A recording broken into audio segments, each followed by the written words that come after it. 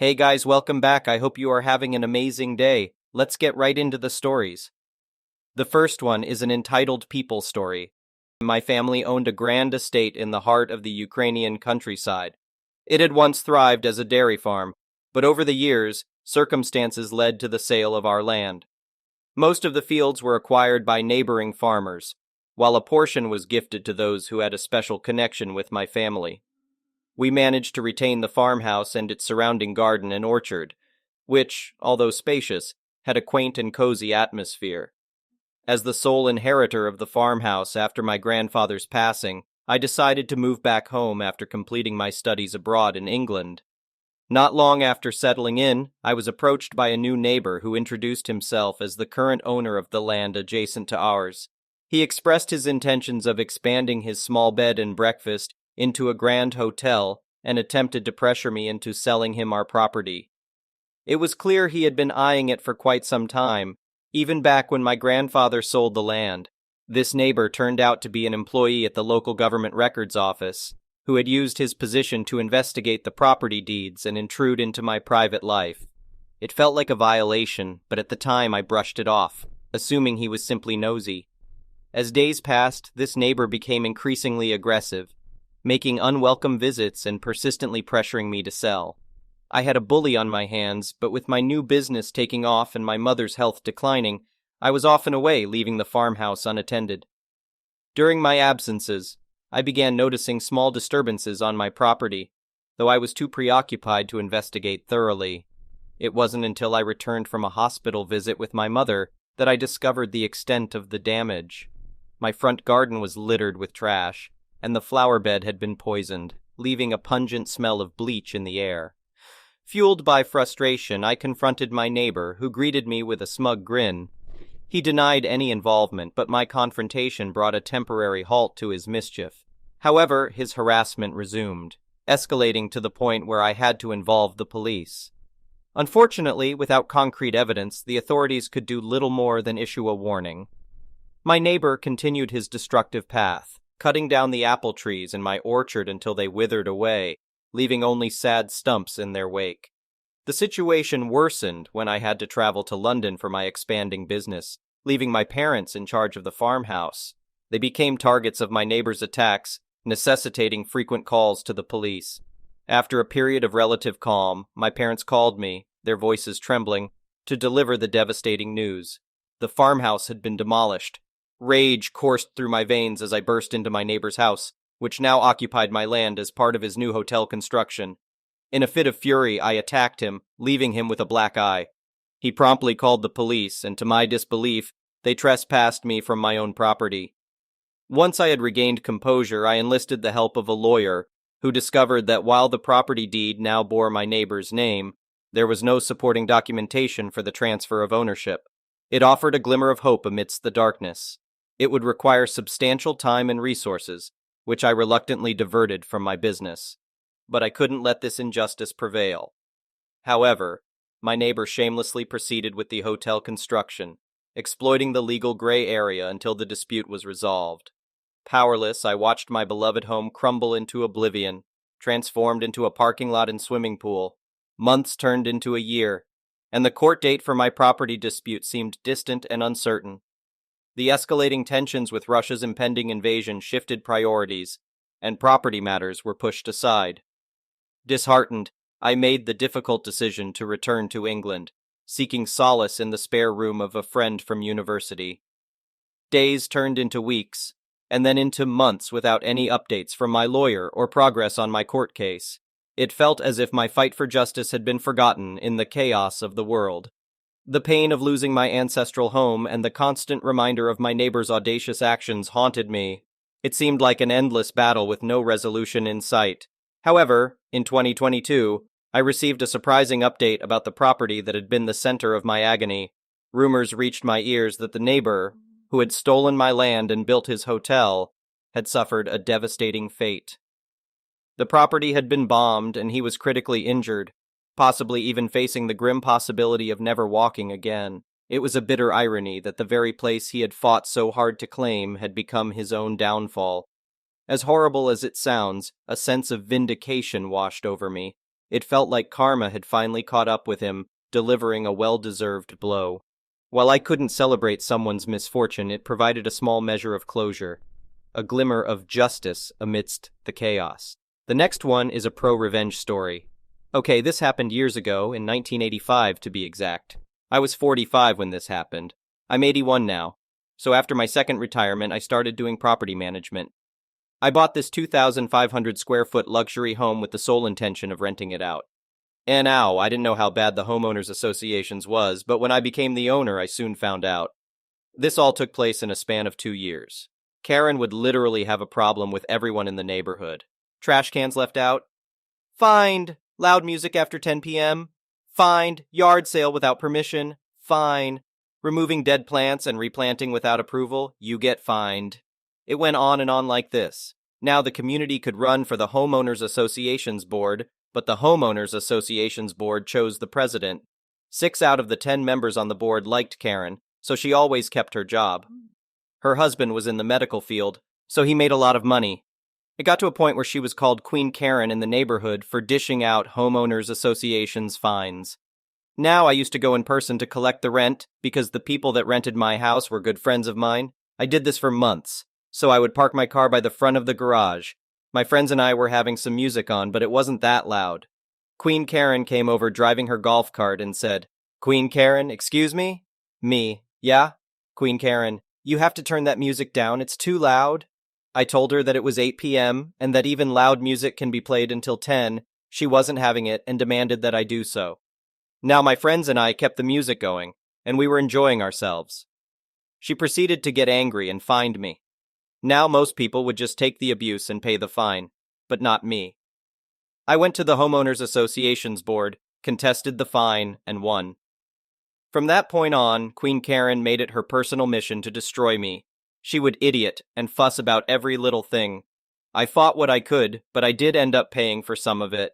She also went after my tenants, which made things worse for me. I had to sit down with my friends one night to discuss the problem. When I parked my car, Queen Karen came over in her robe and said I have to park somewhere else. I did because I didn't want to start anything. We see her go back into her house and embrace a man who isn't her husband. We were being noisy, and we came to the conclusion that she was cheating on her husband. Spoiler alert, she was. My friends and I told Queen Karen's husband. I'm sure he did some investigation because 3 months later they divorced, and he was moving his stuff out.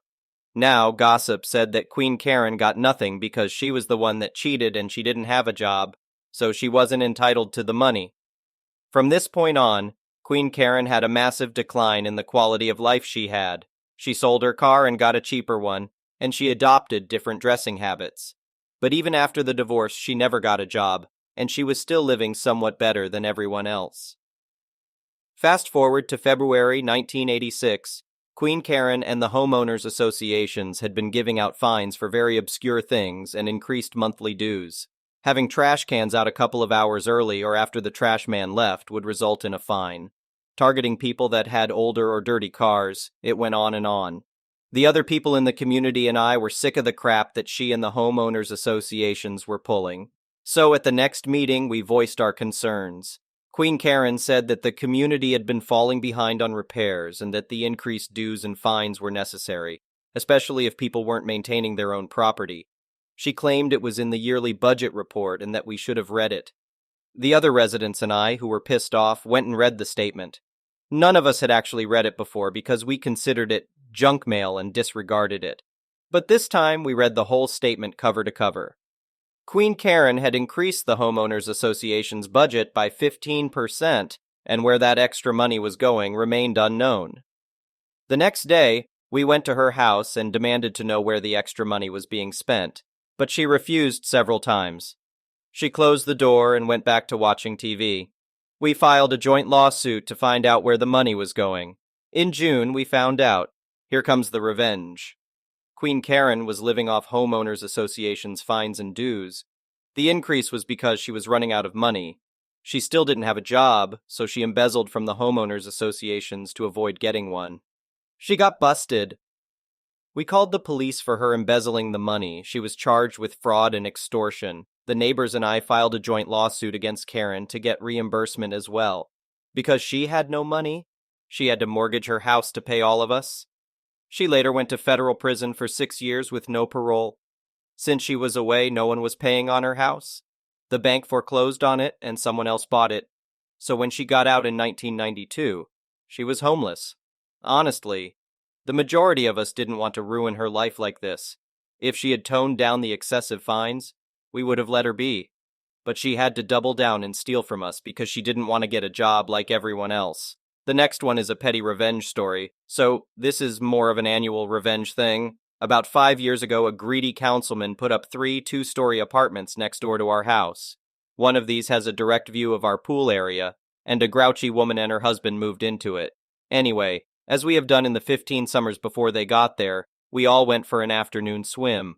The woman was on her balcony and made a huge dramatic fuss about going back inside and closing her curtains. She then screeched at her husband when he tried to go outside.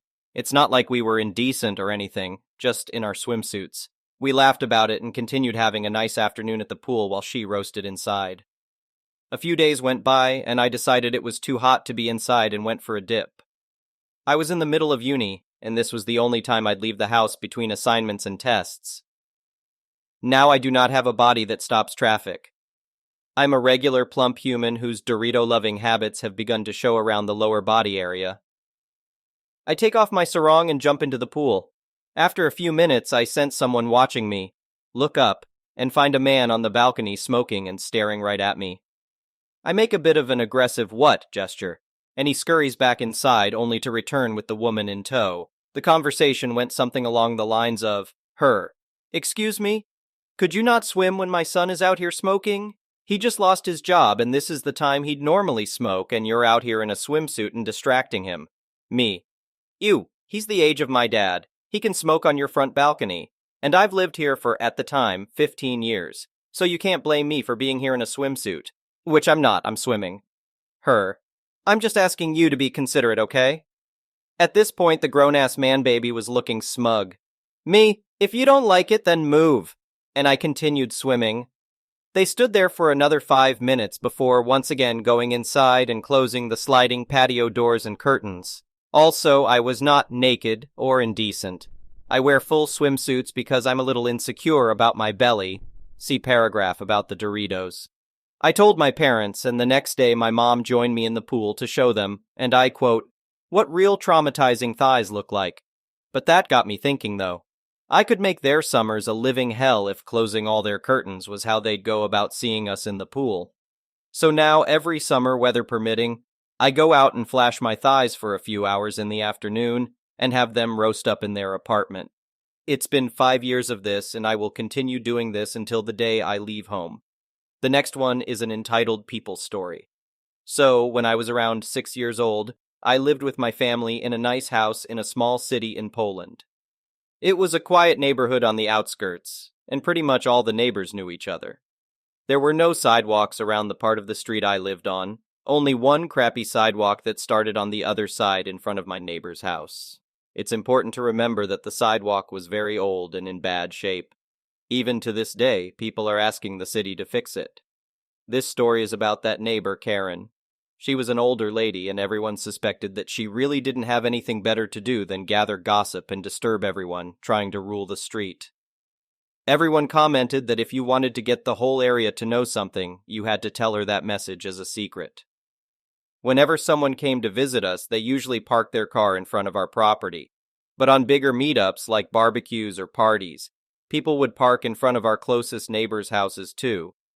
That was never a problem. No gates were obstructed and no one was disturbed. Well, almost. Karen hated when someone parked in front of her house.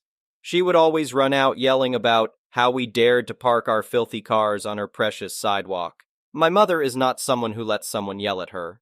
She had many discussions with Karen about the laws and rules that stated that she doesn't own anything outside her fence, which means that the sidewalk is public, and anyone can park on it as long as they leave enough space for a wheelchair to pass.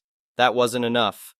Every time someone would come to us and park their car there, the yelling would start.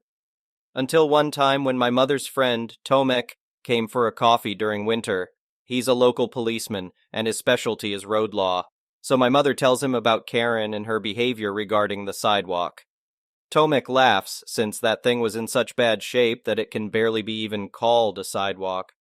When he was leaving, he assured my mom that he would stop by the next day for a coffee on his lunch break. The next day comes by, and I was playing with my brother in the snow. We see a black car pulling over in front of Karen's house, and as the driver gets out, Karen storms out of her house yelling, "Kay, you can't park here. This is my sidewalk. Get your filthy car off my prop." Well, there he was, Tomek, with his full uniform, hat and all, turning around towards Karen as comically as he could. Excuse me? You tell me that I can't park my car here? K. Yes. T. But this is a sidewalk open to the public. K. Yes, this is my sidewalk. T. So, let me get this right. This is your sidewalk? K. Yes. T. And you are the one responsible for taking care of it? K. Proudly. Well, yes I am. That's why I don't allow anyone to park here. T. Oh, that's so nice that I found you. Since it's your sidewalk, you're responsible for clearing the snow from it to not create danger for the people walking on it. Since it was not plowed, I need to write you a fine for endangering public safety, he says as he pulls out his notepad. K. But no other sidewalks are plowed. T. Oh, it doesn't matter. The other sidewalks belong to the city and the clearing crew is working on cleaning them. But since this sidewalk is yours, it's your responsibility. K. But I'm old, I can't shovel the snow. T. Then you need to hire someone to do that. Of course, if this sidewalk happened to be public property, K. Yes, it's not mine. T. But a moment ago you were yelling at me that it was. So what is it? Is it yours or not? Because I don't know if I should fine you now. K. No, it's not mine. T. All right, it seems like we cleared that up. Now, if you ever harass anyone like you did with me, it could result in a fine. So I recommend you watch out for what you claim to be yours. And then he proceeded to cross the street and enjoy a coffee in our house. Karen never disturbed anyone for parking in front of her house again. She would only stare at people, trying to burn holes in their skulls with her gaze. The next one is an entitled parent story. So, I, 20M, really like bowling. It's a fun hobby and sport and a great way to meet fun new people. Although I'm personally not great, I am a level 1 bowling coach because those who can't do, teach. If I'm not bowling in a league or getting some good practice in, I usually wear my volunteer lanyard coaching badge and allow anyone to come up for a quick lesson or some pointers. After the league, I decided to try out my brand new Storm Nova. It's a green, pink, and black ball, and I named mine Wanda Cosmo because I'm weird and name my stuff. Let me tell you, this ball is a dream. It cost me over $200 and was worth every penny. I love the way it smells and sends pins flying everywhere. I should add that I bowl two-handed without my thumb so I can curve the ball a lot. Enough of my geeking out, though. After a few shots into my second game, a young teenager, somewhere between 13, 15, noticed my jersey and lanyard and asked if I was a pro. We'll call her Daria. Any Daria Pajek fans? No? Okay. Daria. Excuse me. Are you in the PBA? Me. Oh no, I just finished bowling league and this is my coaching badge. I'm just trying out a new ball. I explain why I have so many bowling balls, how I bowl without my thumb, and most importantly, what I decided to name them. I throw a few shots to show the difference between them. Daria. That's so cool. So you're kinda like Belmo, right? I like this Verity Crawley. She shows me her favorite video of Verity showing off a new ball. Me, melting that she called me Belmo. Do you have your own ball or want some pointers? Daria. I just started bowling last week, so no. But can you show me how to hook the ball? I said that was fine, but she had to ask her parents' permission. She leaves and comes back with her Karen of a mother. I swear this lady had the hair, the sunglasses, everything. She had 2 younger kids who couldn't stay still that she'd just shoot off to the arcade. Karen. What do you want, Daria? Daria. He's going to teach me to bowl like Dad, is that okay? Karen. Why, that's such a waste of time. Me. I don't mind, I'm a coach and I'm not going to charge. Karen. Fine, go ahead. I'm only paying for 1 game, so make the best of it. I have the manager open her lane next to mine, but I tell Daria not to use it yet. I get an extra ball I knew was sitting in the basement from when I used to work there. It was pretty old but light enough for her and fit her hand. Most importantly, it would hook if she threw it right. It was pretty old and didn't have bright colors like the newer ones, but it worked for teaching purposes. We use my lane and I walk her through some drills. The entire time Karen is yelling and complaining. Karen, how long is it going to take? And, Once your brothers are done, we are leaving. And she kept asking what I was doing every time I got close to Daria. That last one I understand because it's a young kid, and I am a guy. You never know with that kind of stuff. I'm always super conscious of this, though. That's why I told Daria to ask her mother in the first place. And I only ever touch a student to fix their hand or arm. That's it. Daria was super happy when she got the ball to hook and saw herself improve just that little bit. It was a small and inconsistent hook, but she was really proud of herself, and she got a decent score for a beginner. After a little while, I asked her what got her into bowling. It turns out her father had passed away from COVID. He used to watch the PBA tour and bowl in competitions. She wants to bowl to be closer to him. My heart broke. I felt so bad and was about to apologize until Karen cut me off. Karen, get over it already. You haven't used your lane yet? Hurry up or we're leaving. I swear this woman was heartless. Me, hey Daria, how about we play a 1v1 to finish up and then call it a day? If you win, I'll buy you a bowling ball. Daria, no thank you, I want to get good enough and buy it myself with my allowance. I still want to try to beat you though. Me, I respect that. Buying your first bowling ball is special. I'll get the cross lane started and we'll have our match. Clearly I was going to win, but I was going to buy her a beginner ball at the pro shop either way. We changed our screen names to our favorite PBA, PWBA bowlers and started our match. We had a lot of fun, and I gave her pointers throughout the game. Towards the end of our game, Karen starts yelling again. Karen, why does your ball curve more than hers? Me, still holding Wanda Cosmo. Well, I can hook more because... Karen, you bowl weird. You are cheating. Me, no, I just have more. Karen, I don't want to hear it. You are a horrible coach. You probably touch kids when the parents aren't looking. Daria, Mom, please. Karen, be quiet. Daria stopped and just looked down at her feet. Poor kid probably never gets a word in at home. Me, I'm sorry you feel that way, ma'am, but I assure you I never act inappropriately with students, and I am just a level 1 coach. There's a silver-ranked coach who usually works at this center, and he doesn't charge a whole lot. Karen, I thought you said you guys didn't charge. Me, well, I didn't cause I wasn't busy. If you want a high-ranked coach, you have to make an appointment and pay their fee. Karen, this is outrageous. You didn't even get her to curve the ball like you. Me, well, like I was trying to say, I have a lot more practice and I don't use my thumb. Plus, this ball hooks really sharply, so it's more noticeable.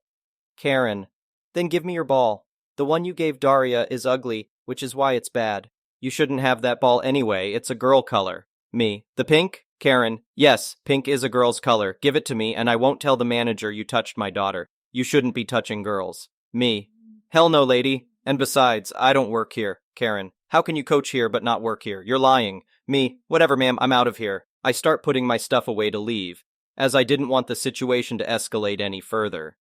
I quietly apologized to Daria and let her know that I'm on the United States Bowling Congress website if she ever wants a real teaching session. As I'm about to put Wanda Cosmo away in my bag, Karen grabs Daria's arm with one hand and tries to grab my bowling ball with the other. I use 15-pound bowling balls, and I hadn't wiped down my ball for my last throw, so there was a decent amount of oil on it. Karen, of course, drops the ball on her foot. I try not to laugh. Daria wanted to laugh too, but held it in and went to help her mother. Karen tells Daria to get her siblings so they can leave. I waved goodbye and watched her waddle limp into the parking lot. Daria waved back. Karen did not. The manager was about to have the security guard go get Karen because she left without paying for her game of bowling, but I figured Daria had been through enough embarrassment for today and would probably be embarrassed many more times in the future. So I just added it to mine. End of my rant. Thank you for watching. I would really appreciate it if you could like the video and subscribe to our channel if you haven't already. We'll see you again tomorrow.